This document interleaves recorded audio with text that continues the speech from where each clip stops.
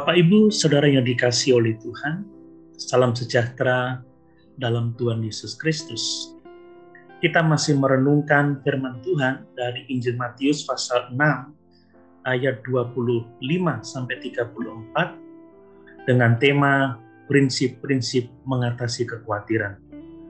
Dan pada kesempatan ini saya akan mengemukakan prinsip yang ketiga, yaitu bahwa untuk mengatasi kekhawatiran, kita harus mengenal betapa berharganya kita di mata Tuhan.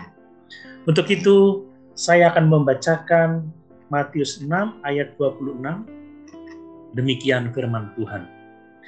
Pandanglah burung-burung di langit yang tidak menabur dan tidak menuai dan tidak mengumpulkan bekal dalam lumbung, namun diberi makan oleh Bapamu yang di surga.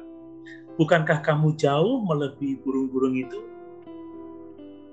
Perhatikan, dalam hal apa manusia dan khususnya kita orang percaya lebih berharga daripada ciptaan lainnya? Harus diperhatikan bahwa Kristus tidak mengatakan dirinya sebagai Bapa dari burung-burung itu. Dia mengatakan bahwa Bapa dari para murid yang memberi burung-burung itu makan. Kristus kemudian berkata, bukankah kamu jauh melebihi burung-burung itu? Burung tidak diciptakan menurut gambar dan rupa Allah.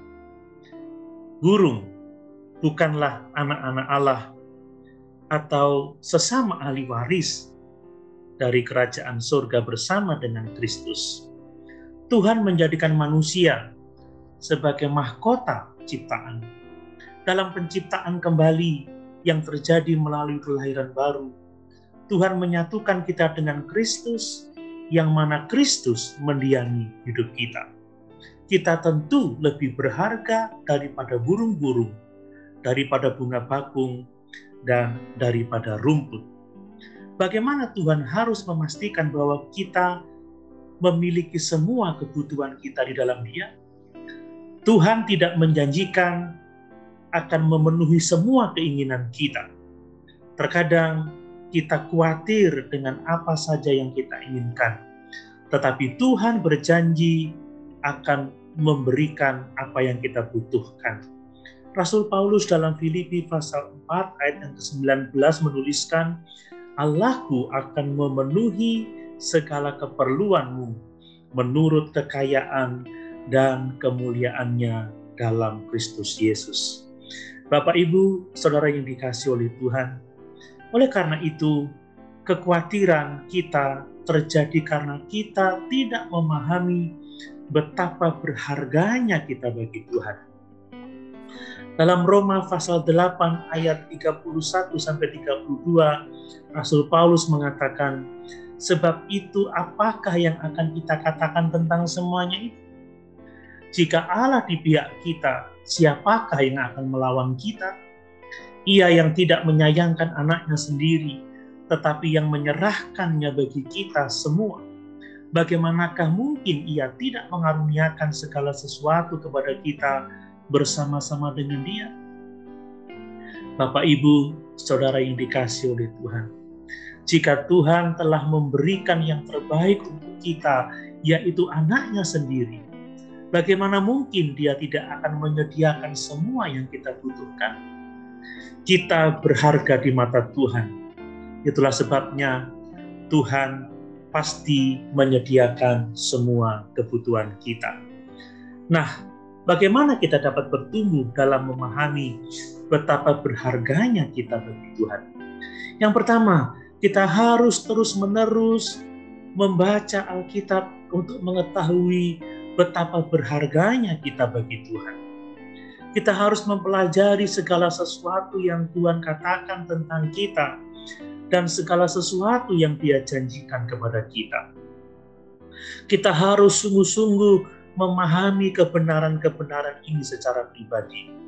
Semakin kita melakukannya, semakin kita akan dapat mengatasi kekhawatiran kita.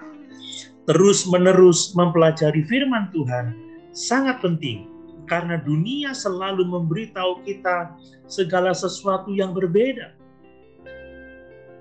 Dunia mengatakan kita adalah hasil dari evolusi tanpa tujuan. Kita membutuhkan gelar, kita membutuhkan posisi, kita membutuhkan uang dan kecantikan, ketampanan untuk menjadi berharga. Tetapi Tuhan berkata, kita adalah segala-galanya bagi Dia. Kita adalah biji mata Tuhan. Kita harus terus-menerus mendengar dan menerima suara Tuhan untuk dapat mengatasi kekhawatiran kita. Yang kedua, kita harus terus berdoa untuk memahami betapa berharganya kita bagi Tuhan. Dalam Efesus pasal 1 ayat yang ke-18, Rasul Paulus berdoa, dan supaya ia menjadikan mata hatimu terang, agar kamu mengerti pengharapan apakah yang terkandung dalam panggilannya, betapa kayanya kemuliaan bagian yang ditentukannya bagi orang-orang kudus. Perhatikan, Rasul Paulus memohon agar jemaat di Efesus mengetahui, tentunya secara pribadi, kekayaan warisan Allah dalam umatnya. Rasul Paulus tidak berdoa agar mereka mengetahui warisan mereka di dalam Tuhan, tetapi bahwa orang percaya adalah warisan Tuhan. Bagi Tuhan kita adalah upahnya. Kita adalah sukacita dan semangatnya. Kita ini spesial di hadapan Tuhan. Karena Paulus berdoa agar orang Efesus mengetahui hal ini, itu berarti bahwa mereka tidak mengetahuinya sebagaimana mestinya. Dan doa adalah sarana untuk bertumbuh dalam pengetahuan ini. Oleh karena itu, kita harus terus berdoa untuk mengetahui betapa berharganya kita bagi Tuhan.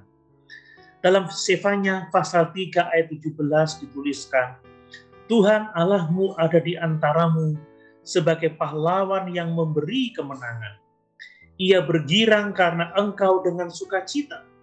Ia membaharui engkau dalam kasih-Nya. Ia bersorak-sorak karena engkau dengan sorak-sorai. Luar biasa. Tuhan kita sangat menikmati kita sehingga Ia bersorak-sorai untuk kita dan ingin menenangkan kita dari segala kekhawatiran dengan kasih-Nya yang besar. Kita harus terus bertumbuh dalam memahami kenyataan ini untuk mengatasi kekhawatiran kita. Tidak diragukan lagi. Inilah alasan mengapa setan terus-menerus menyerang karakter Tuhan. Dia ingin agar Hawa dan Ayub berpikir bahwa Tuhan tidak dapat dipercaya dan jahat. Dan oleh karena itu, setan ingin Hawa dan Ayub mengutuki Tuhan. Jika setan bisa membuat kita meragukan karakter Tuhan dan betapa berharganya kita bagi Tuhan, dia bisa menghanguskan kita dengan keraguan, kecurigaan, ketakutan, dan depresi. Semuanya itu sungguh-sungguh akan merugikan kita. Tahukah kita betapa berharganya kita di mata Tuhan? Kita adalah anak-anak kesayangannya. Itu sebabnya jangan kita khawatir lagi. Bapak, Ibu, Saudara yang dikasihi oleh Tuhan, apa saja kebohongan yang diajarkan oleh dunia kepada orang percaya dan semua orang pada umumnya tentang identitas kita? Bagaimana kebohongan atau harapan masyarakat ini mempengaruhi hidup kita secara negatif? Dengan cara apa Tuhan telah mengungkapkan kepada kita betapa berharganya kita bagi Tuhan? Bagaimana hal ini mempengaruhi hidup kita?